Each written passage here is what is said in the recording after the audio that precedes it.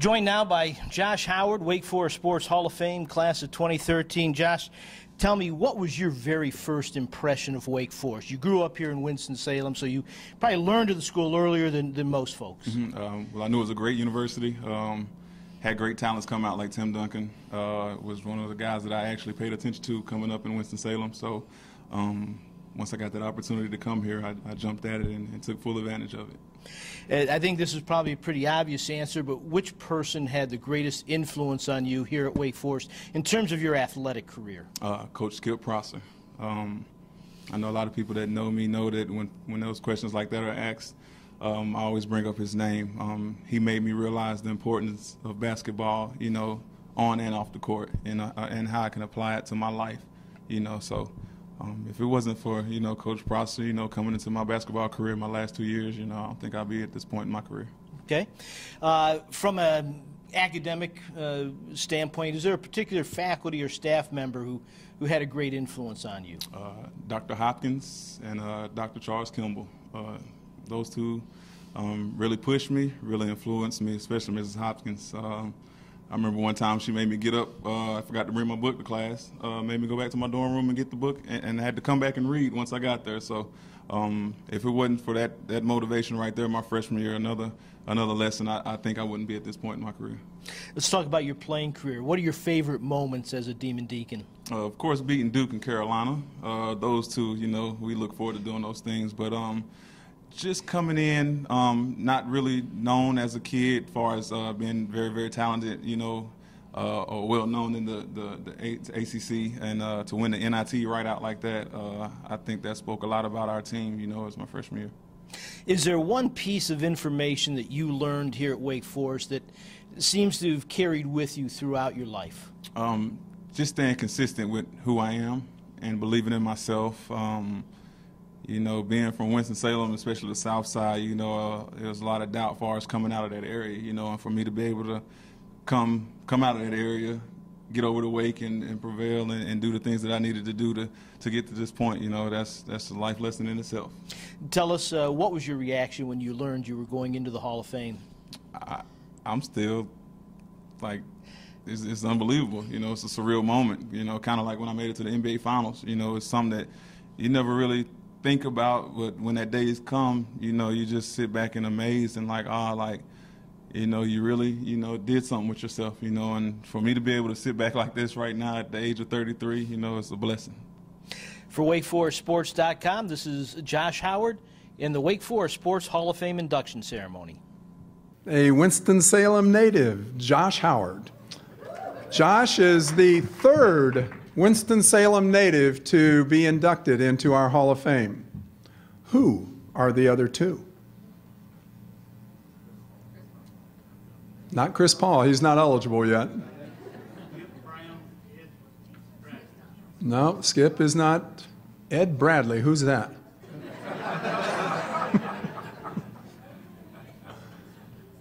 One is here this evening. Roper Halverson, and Tommy Gregg.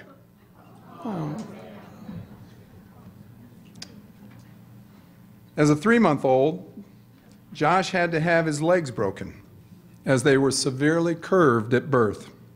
He spent the next 3 months in casts, and as I believe his mother told me, they thought he may never play athletics as a result of that. The doctors missed on that one. Josh was a unanimous choice as the ACC Player of the Year in 2003. I said Josh was the unanimous choice. That was the first time that had been done in 28 years. The person who did it prior to Josh was David Thompson. He was the National Player of the Year by Fox Sports, Basketball Digest, and College Insider. He was obviously a first-team All-American. He received the 2003 Arnold Palmer Award as Wake Forest Male Athlete of the Year.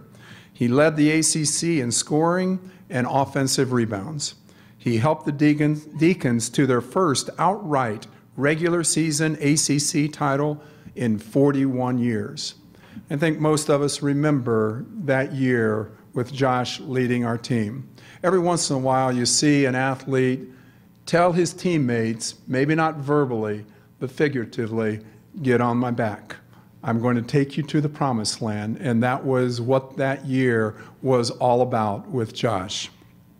A couple of tidbits that you may not know about Josh.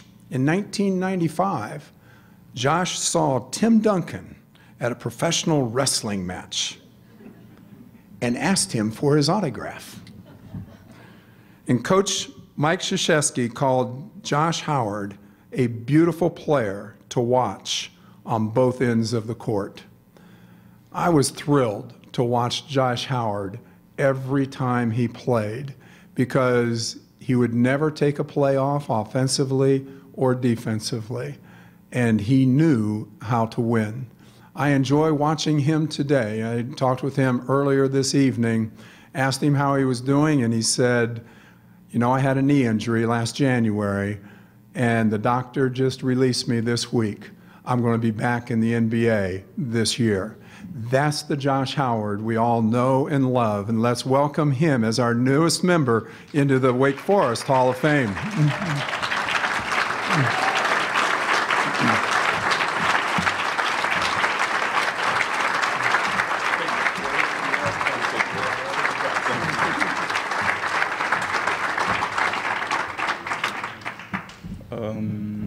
Good evening. I know a lot of you looking forward to hearing me speak, but I'm a man of few words. Mr. Wellman hit a lot of my points. First off, I'd like to thank God, you know, because if it wasn't for him, none of us would be here. You know, next is my grandmother, Helen Howard, because if it wasn't for her, Nancy Henderson wouldn't be here.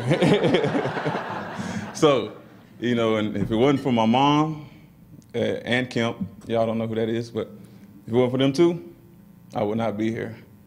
You know, so I sit back and think about what Mr. Wellman said about me being born crippled.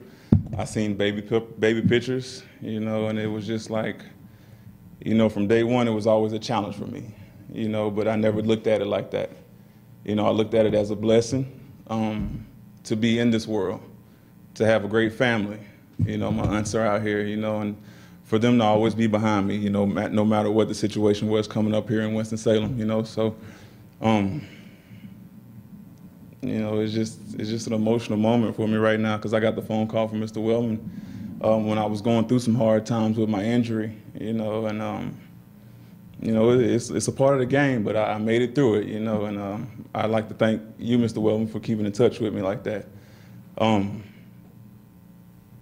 You know, just sitting right here thinking about Wake, you know, being from Winston-Salem once again. I actually had the opportunity to go to military school, for those of y'all who didn't know that, you know, so I learned a lot about myself, you know, being a 17-year-old boy, leaving the house and having to become a man, you know, for my mom, step-pops as well, grandma, you know, and family. So coming over to Wake, and Roxanne, I think you remember this story, Sarge Tinga, gave me hell about my equipment and everything that I had to wear, and he taught me the value. And those of you who don't know Sarge, he was the head equipment manager, and he meant a lot to me. You know, he just taught me the value of taking care of my stuff. And Roxanne, you know, I come see you every summer, but Sarge was a major factor in my life, you know. And next was Miss Codwell. I almost quit school several times my freshman year, and if it wasn't for you, you know, pushing me, telling me to come back, you know, none of this would be possible. And the next person was Coach Prosser. I'm about to get, you know, a little emotional.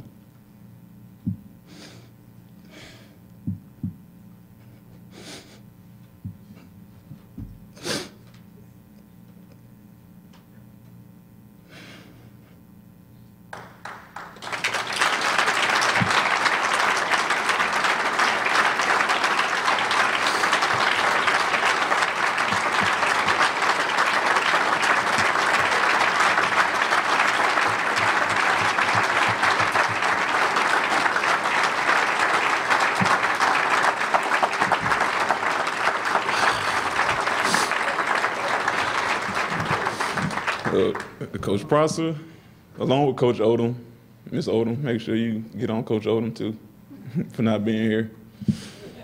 Because Coach Odom, you know, taught me a lot as well. But Coach Prosser was one of those guys, you know, when I was here my first 2 years, I just was coasting along, you know, just enjoying the college life. Coach Prosser lit that fire up under my tail. He made me realize, and those of you who know about men's basketball, we always had practice from 3 to 6.